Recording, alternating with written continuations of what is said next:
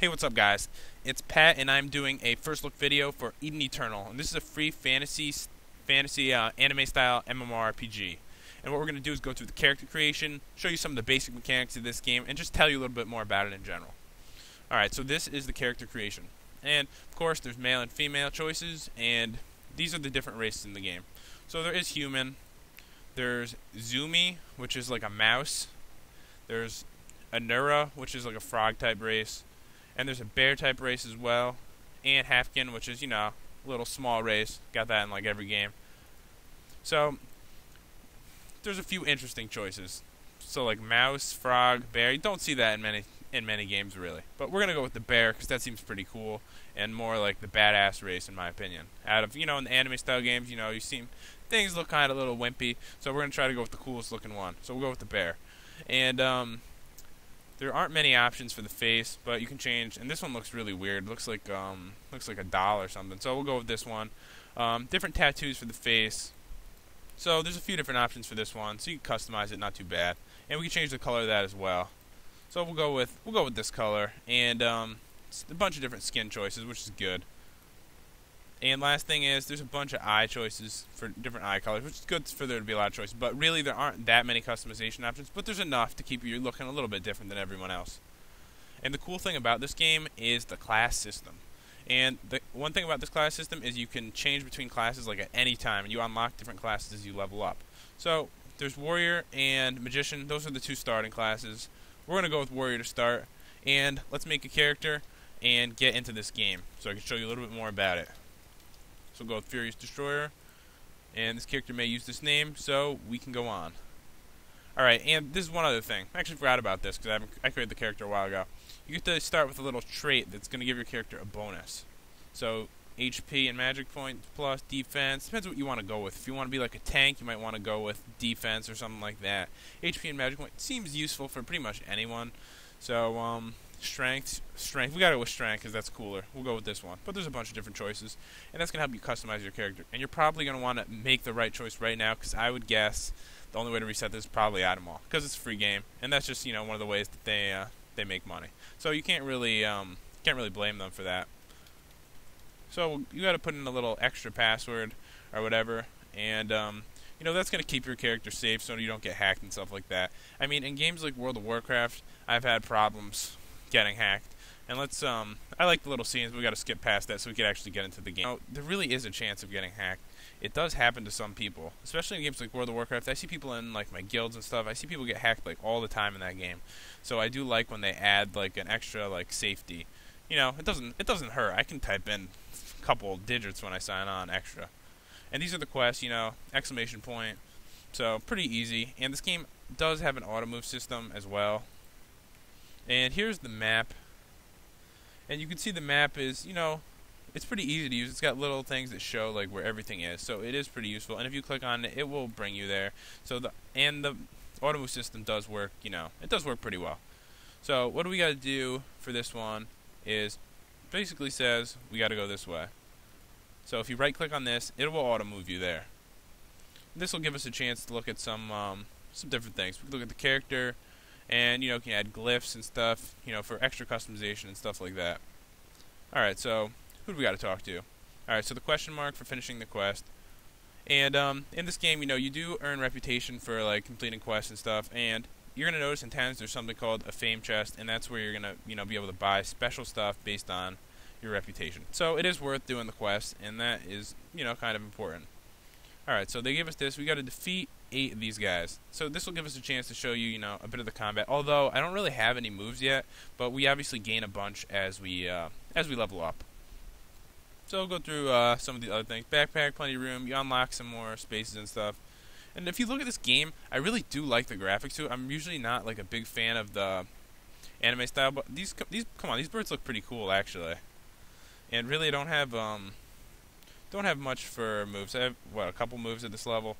So I mean, these ones are just like pick up items, and I would say that these are the 2 moves. So there's only 2 because these are just sit attack. Because you're probably gonna want to organize this a little bit better than the way it's set up originally. And I don't know, I really like the way the monsters and stuff look in this game. And this game actually is pretty fun. So let me tell you a little bit more about the PvE in this game.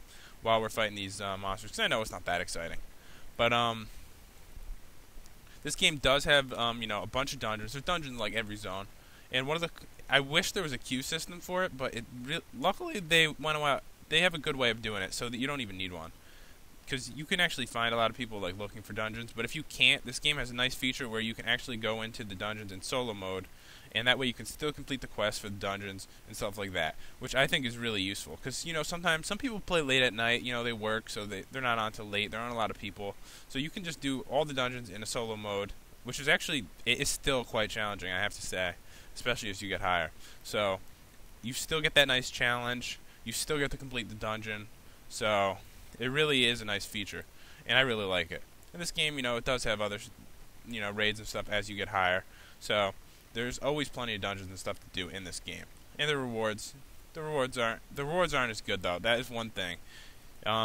They're not going to drop this like nice weapons and stuff in solo mode, but you will be able to complete the quests, and usually the quests for dungeons do have nice rewards. So it's you lose a little bit, but it's also good for people that don't like to group that much too. So it does work out quite nicely.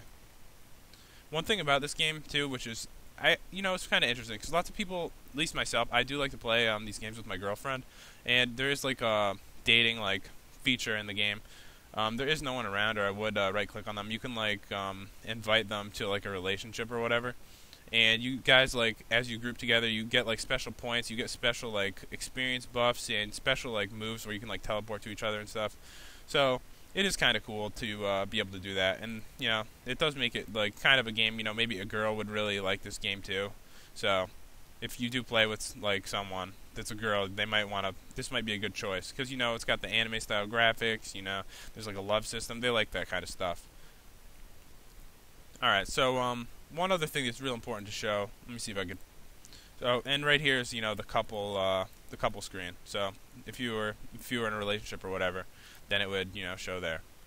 All right, so the class system is really key, and I can upgrade on my skills here. So you do upgrade them and stuff like that, and there's a bunch of different ways to customize yourself with like points and stuff as you level. So this game does have some nice customization. If you go to class roster, you can see all the different classes you can be, and they work really cool. Because if you look through it, to be a warrior, you're gonna need to get your character level up and your warrior level up to be able to unlock it. And when you do, then you can use that one. And they all have requirements of leveling up different ones. So this could require a lot of grinding to like get all the ones that you want, but I mean, it is fun to work on all the different classes, and all the different classes are pretty unique and interesting as well. And actually, I think I might kill him I think I'm killing a rare spawn. So yeah, this game does have rare spawns as well, and they're not super rare. They'll be like a monster that's like similar, but like cooler looking. So yeah, this game does have rare spawns, and one of the things I do, because I'm a big fan of like rare spawns and stuff in the games, and if you can't find them, this is kind of cool.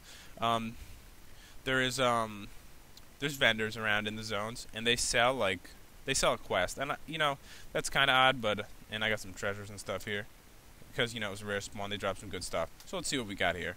Anything we can actually use? We could use these legs, get some bonus strength and stuff. So that's good. But we're not high enough to use it yet because we're only level 2. But when we get to 3, we can put that on. Okay, so as I was saying, there's some quests that you could buy, and after you complete them, it's kind of cool that you actually they'll give you a little like stone or something like that to use, and that'll summon the rare spawn for those monsters. So if you miss them, you'll still be able to get the achievement for it, because there are achievements for killing every rare spawn. So you'll still be able to get those even if you can't actually find them in the world, because sometimes there's a lot of people around and stuff. So you can actually still get them. So, that is cool. And this game does have PvP as well. We'll talk about that a little bit. There is an arena system, which is actually a much higher level feature. And so you're not going to be going into those right away. And there's Guild Wars. So the PvP isn't very low level in this game, but the PvE you can start, pretty early. So that is good. But if you're big into PvP, you are going to have to wait quite a bit. And another thing this game has, is guild towns and stuff, which is kind of cool. And there is a housing system. But you need to level up pretty good for the housing system, and it's going to cost, a little bit of money, some money to get it started, and you're going to have to pay rent on it. So there are a lot of, there's a lot of nice features in this game. I was pretty surprised by it when I played it. And of course there is an item wall, so, but the restrictions don't seem too bad.